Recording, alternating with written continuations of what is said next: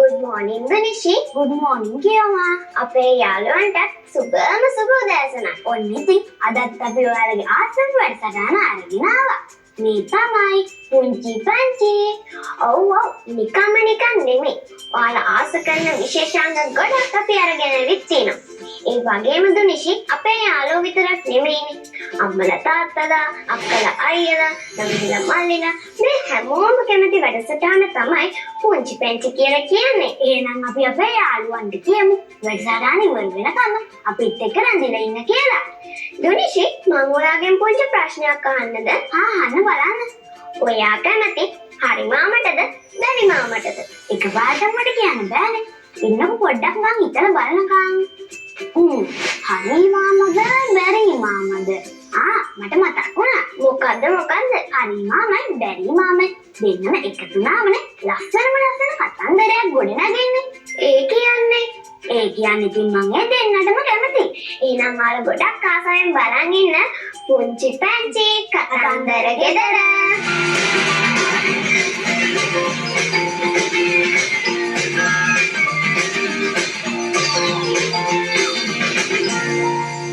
මම තමයි හරි මම තමයි බැරි.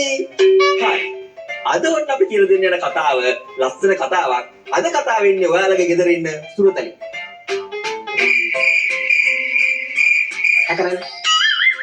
කරලා සුරතලෙක් දැරි. පත්තේ. ගෙදර ඉන්න සුරතලෙක් මං කියන්නේ. ඉතින් අපේ ගෙදර ඉන්න සුරතලත් ඒ උන් තමයි ගොළු බෙල්ලෝ කරලා පත්තේ උන් තමයි ටික මිනිස්සු ඉන්න ගෙදරද වෙන්නේ. නෑ. අද කතාවේ ඉන්නේ සුරතල් සතෙක් ඒ තමයි බල්ලෙක්. බල්ලෙක්. ඔව්. බල්ලෙක් අපි දන්නා. දන්නා. බල්ලෙක් කිව්වා. මේ කතාවේ ඉන්න බල්ලා ගෙදරක හිටියේ. ඔය බල්ලා ඉන්නේ ගෙදර නේ නෝ සුරතල් සතෙක් කියනවා. මොන්න මේ බල්ලා ගෙදර ඉන්නකොට එකපාරටම ආවා. පත්තේ. ඉන්න සත්තු නෑ දැන් ඉන්නේ බල්ලා විතරයි. වෙන සත්තු නෑ. හරි වෙන සත්තු නෑ කතාවේ. බල්ලෙක් විතරයි ඉන්නේ. මේ බල්ලා මේ ගෙදර ඉන්නකොට මේ බල්ලට හම්බුනා ලොකු වට්ටකගෙන. වට්ටක කනවා දන්නේ බල්ලෝ. බල්ලා වට්ටක කනවද? ඒ ලොකු ඉතින් සාමාන්‍ය ගෙදර තියෙන ලොකු එක වට්ටක ඉන්නේ. ගෙදරක සාමාන්‍ය වට්ටක කෙසෙලගෙඩි පතෝල මේ වණ්ඩක් ඕන එකක් තියෙනවා. වට්ටකගෙන ලොකු නාඩ දින් වට්ටක කන්නේ බල්ලෝ. හරි මොනවද හම්බුනේ? බල්ලට හම්බුනේ මස් කට්ටක්. බල්ලට හම්බුනේ මස් කට්ටක්. හරි ලොකු මස් කට්ටක් හම්බුනා මේ බල්ලට. ඊට පස්සේ කන්න කාලා දාන්නේ ඉතින්. නෑ කෑවේ නෑ. අග්ගල කන්න. මස් කට්ට දැන් ගත්තට පස්සේ බල්ලට කියලා දෙරෙනවා. එයි මස් කට්ටක් ආසයි. ගොඩ කාලෙකින් තමයි මස් කට්ටක් හම්බුනේ මෙයාට. මා කල්පනා කළා මස් කට්ට හම්බුනාට පස්සේ දැන් ගෙදරනේ. ඔව්. දැන් මේක මෙතන කෑවොත් එම කවුරුහරි බල්ලෙක් එන්න පුළුවන්. ඔව් කපුටෙක් ඇවිල්ලා අරන් ගියොත් එහෙම. කපුටෙක් කොහෙදනේ? එයි කපුටෙක් නේ කතාවේ නෑ. වෙන හැකරලි. මොකෙක්වත් නෑ. සත්තු නෑ. මෙයාට දැන් හිතුණ මේක මස් කට්ට අවගා දැක්කට පස්සේ කවුරුහරි බල්ලෙක්වත් ඇවිල්ලා නැත්තම් ගෙදර කවුරුහරි ගහලා ගියොත් එම මේ මස් කට්ට බෑර කන්න බැරි වෙනවනේ.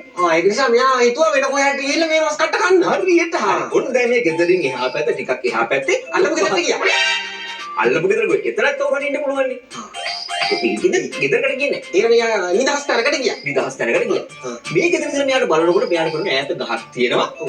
ගහ ගාවට ගිහින් කෑවොත් හොඳට කන්න පුළුවන්.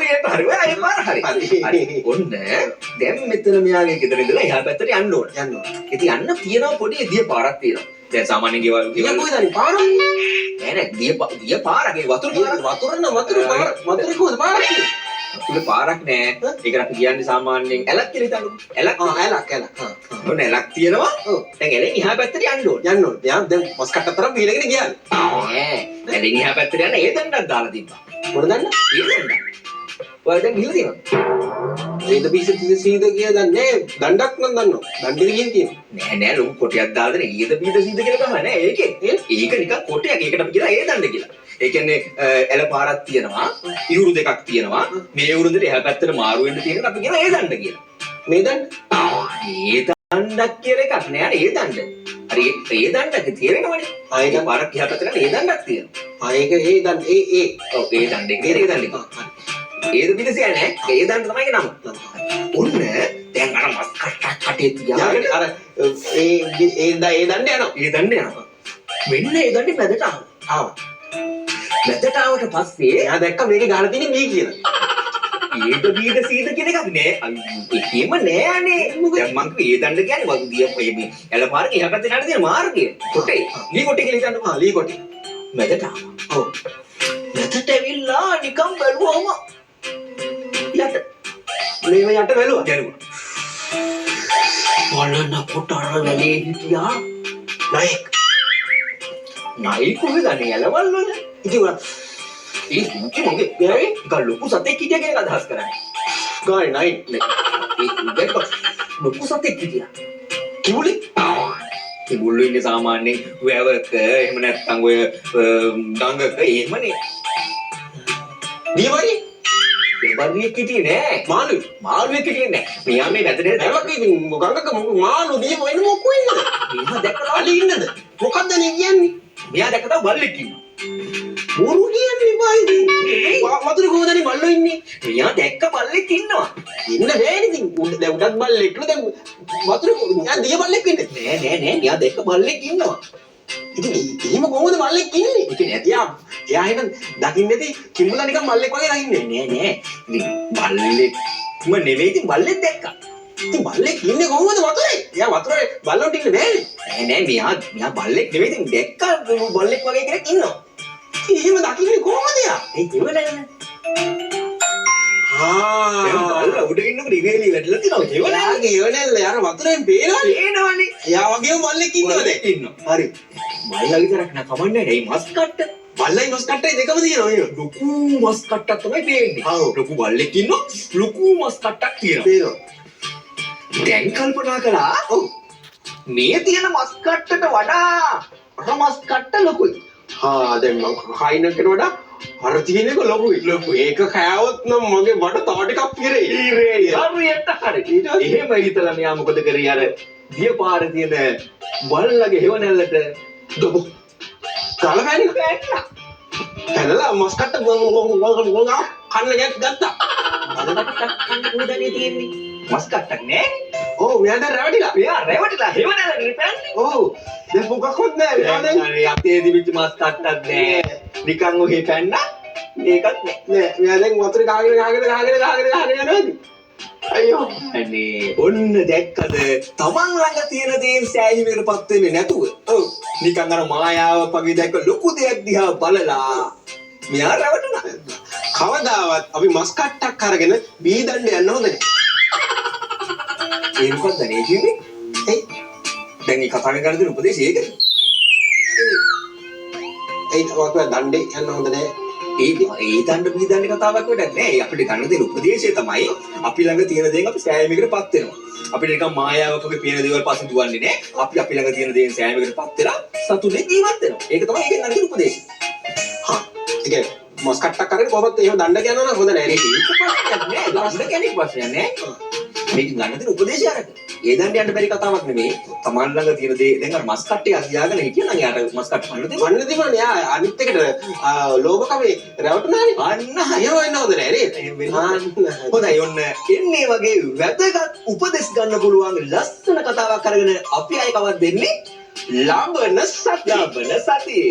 හරි එහෙනම් අපි ගියෙන් එන්නම්. මම තමයි බැරි. ඒනට මම තමයි ඉතින් හරි.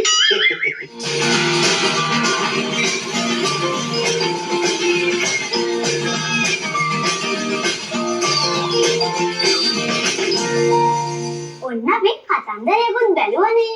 අපේ යාළුවන්ටත් පුළුවන් ලස්සන කතන්දර ලියලා අපිට එවන්න. දුනිෂි කියන්නකෝ බලන්න අපේ ලිපිනය තමයි නිෂ්පාදක පුංචි පැංචි සිරිත රූපවාහිනිය අංක 20 දෙවනහරක් වීර්ය, බොරුපුලි පාර, රත්මලාන. අන්නේ දුනිෂි කිව්ව ලිපිණියට තමයි ඔයාලා ලියන ලස්සන කතන්දර අපිට එවන්න ඕන. දුනිෂි මැජික් කිව්වම වාට මොනවද මතක් වෙන්නේ? මට නම් මුලින්ම මතක් වෙන්නේ අපේ සුමංගල මාමා. ඉතින් සුමංගල මාමා පුංචි අපි වෙනුවෙන් පුදුම හිතන මැජික් ගොඩාක් අරන් ඇවිල්ලා කියලා මට හිතෙනවා. එහෙනම් අපි අපේ යාළුවොත් එක්කගෙන යමුද? පුදුම හිතන මැජික් බලන්න. එහෙනම් අපි බලමු පුංචි පැංචි මැජික් ෂෝ.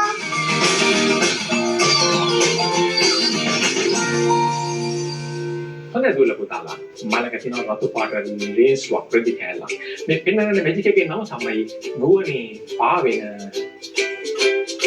මොකක්ද ගුවනේ පාවෙන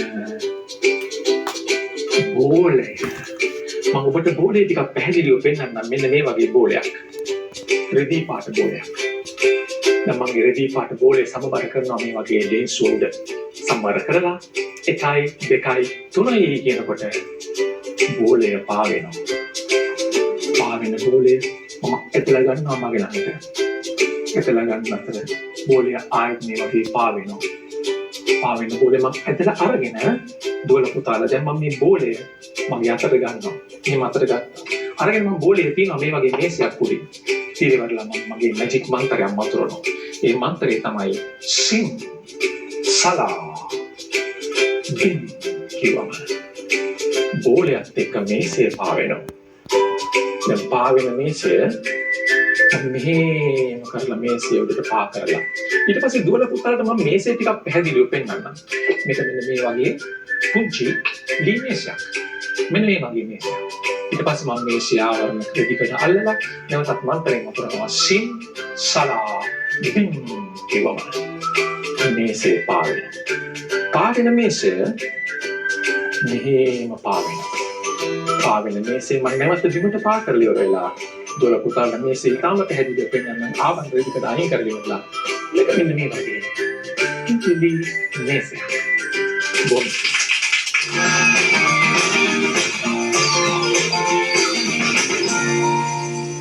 කියෝවා අපේ සුමංගල මාමා අරන් යන මැජික් හරි පුදුමයි නේද? ඔව් ඉතින් සුමංගල මාමා අරන් එන මැජික් කොහොමද පුදුමයි නේද? මට නම් හිතා ගන්නවත් බැහැ. දුනිෂි අපි පොඩි බ්‍රේක් එකකට ගිහින් යමුද? අපි එහෙනම් ගොඩක් දේවල් බැලුවනේ. එහෙනම් බ්‍රේක් එකකට ගිහින් යමු. ඉතින් යාළුවනේ ඔයාලා ඔතෙන්ටම වෙලා ඉන්න අපි පුංචි බ්‍රේක් එකක් අරන් එන්න. පුංචි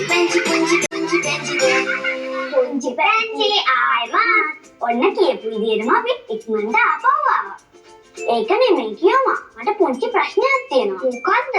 ඔයාට පුළුවන් දෙයකට උදව් කරන්න. මට පුළුවන් දෙයක් නම් මම වාට උදව් කරන්න. අපේ ඉස්කෝලේ චිත්‍ර තරගයක් තියෙනවානේ. මට ඒකට චිත්‍රයක් අඳින්න ඕන. ඔයාට පුළුවන් දෙයකට උදව් කරන්න. මටත් හරියටම චිත්‍ර අඳින්න බෑනේ දුනිෂි.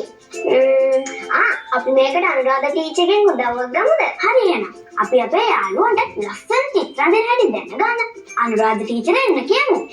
එහෙනම් අපි බලමු පුංචි පැංචි ආර්ට් ක්ලාස්.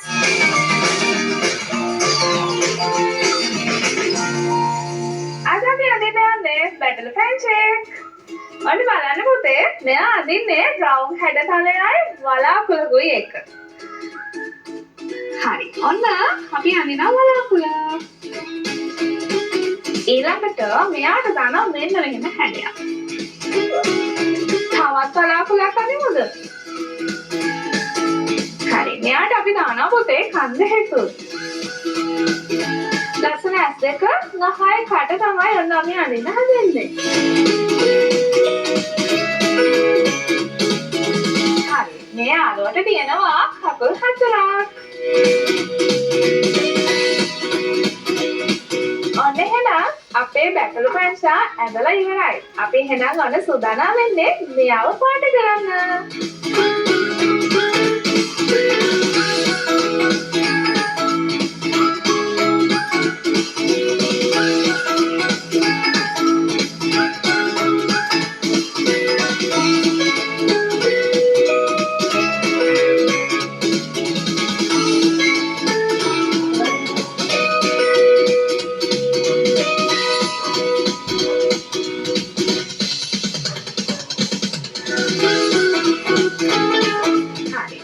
අපේ බැටල් පැන්චා ලස්සන වෙලා තියෙන්නේ.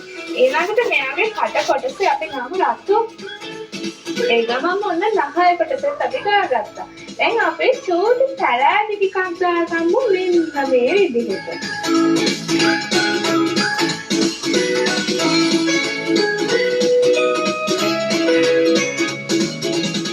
ඔන්න ඊළඟට පොතේ මේ බැටල් ෆාම් ඉන්න බෑග්ග්‍රවුන්ඩ් එක ලස්සන කරමුද? අපි ගන්නවා අද චූටි බෝල හැඩ ටිකක් එයව පාට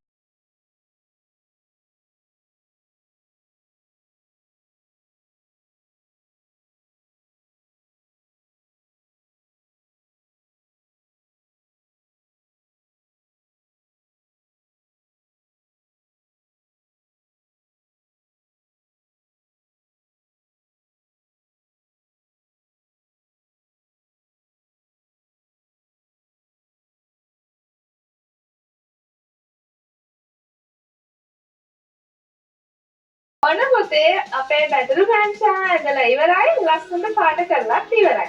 එහෙනම් ඔන්න පුතාලටත් තියෙන මෙන්න මේ පාඩම ලස්සනට බලාගෙන ඇඳලා සිරේ දිස්සෙම අපේ ලිපිනයට ඉක්මනින්ම එවන්න. එහෙනම් තවත් දවසකින් මේ වගේ විශේෂාංගයකින් ඉක්මනින්ම හමු වෙමු.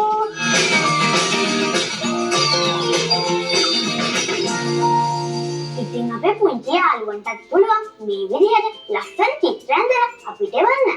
ඒ චිත්‍ර අපි නිර්මාණ පිටුවෙන් පෙන්නනවා. ඔයාලට කරන්න තියෙන්නේ ලස්සන චිත්‍ර ඇඳලා ලියුම් කවරක දාලා නිෂ්පාදක පුංචි පැංචි සිරස රූපවාහිනිය අංක 20 දෙවනහර වීදිය බොරුපණ පාර රත්මලාන කියන අපේ ලිපිනයට එවන එක විතරයි.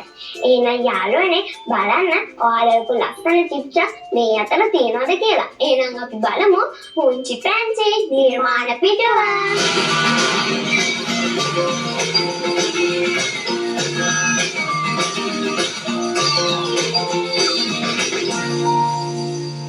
සෙත්වික නෙත්සිත පුංචි යාළුවා තමයි මේ චිත්‍රය අපිට එවලා තියෙන්නේ. එයා ඉගෙන ගන්නේ 3 වසරේ. මේ ලස්සන චිත්‍රය අපිට එවලා තියෙන්නේ 1 වසරේ ඉගෙන ගන්න තෙහස් තෙවරු පුංචි යාළුවා. මුහුදු පතල කියන මාතෘකාව යටතේ මේ ලස්සන චිත්‍රය අපිට එවලා තියෙන්නේ තෙසන්දු කවින්ස අපේ පුංචි යාළුවා. වැලිමඩ මධ්‍ය මහා විද්‍යාලයේ ඉගෙන ගන්න සඳරු උදාකර පුංචි යාළුවා තමයි මේ ලස්සන චිත්‍රය අපිට එවලා තියෙන්නේ. දිනෙත් මදසංක අපේ පුංචි යාළුවා තමයි මේ චිත්‍රය අපිට එවලා තියෙන්නේ. එයා ඉගෙන ගන්නේ හාතලව කනිෂ්ඨ විද්‍යාලයේ. මුහුදු වෙරළක අසිරිය කියන මාතෘකාව යටතේ මේ ලස්සන චිත්‍රය අපිට එවලා තියෙන්නේ 7 ශ්‍රේණියේ ඉගෙන ගන්න තමාෂා යාළුවා. මේ ලස්සන චිත්‍රය අපිට එවලා තියෙන්නේ අහස්නා ඉමල්වි රවිශානි අපේ පුංචි යාළුවා. එයා ඉගෙන ගන්නේ පෙර පාසලේ. එයා පෙර පාසල් යන යාළුවෙක්. ආවේ මරියා කොන්වෙන්ට් එකේ ඉගෙන ගන්න කයිලි පීරිස් යාළුවා තමයි අපිට මේ ලස්සන චිත්‍රය එවලා තියෙන්නේ. හසරන් සංදේශ අපේ පුංචි යාළුවා තමයි මේ චිත්‍රය අපිට එවලා තියෙන්නේ. එයා ඉගෙන ගන්නේ බෝලාන මධ්‍ය මහා විද්‍යාලයේ. 5 වසර ඉගෙන ගන්න යසිරු උදර්ශන යාළුවා තමයි මේ ලස්සන චිත්‍රය අපිට එවලා තියෙන්නේ. හෙසඳ සත්සර කියන පුංචි යාළුවා තමයි මේ ලස්සන චිත්‍රය අපිට එවලා තියෙන්නේ. එයා එහෙනම් යාළුවනේ බලන්න ඔයාලට ලස්සන චිත්‍ර මේ අතර තියෙනවද කියලා. එහෙනම් අපි බලමු පුංචි පැංචි නිර්මාණ පිටුව. ඔන්න යාළුවනේ අපිට ඔයාලා ගෙදරින් යන්න වෙලාවත් ඇවිල්ලා. ලැබෙන සතියේ අපි දෙන්න එනකම් බලන් ඉන්න ඕනේ හොඳේ. ඒ වගේම අද දවස් සතුටින්ම ගත කරන්නත් ඕනේ. අපි ඔයාලට යන්න කලින් සිරිත් මන්දුම කවියකුත් ඉදිරිපත් කරලා යන්න. සමාසිත මේවා හැමදස්තුරු වේවා. මෙම සිතු වේවා නම පෙළහට ජයක් වේවා. ඔයාලා හැමෝටම සුබ දවසක්.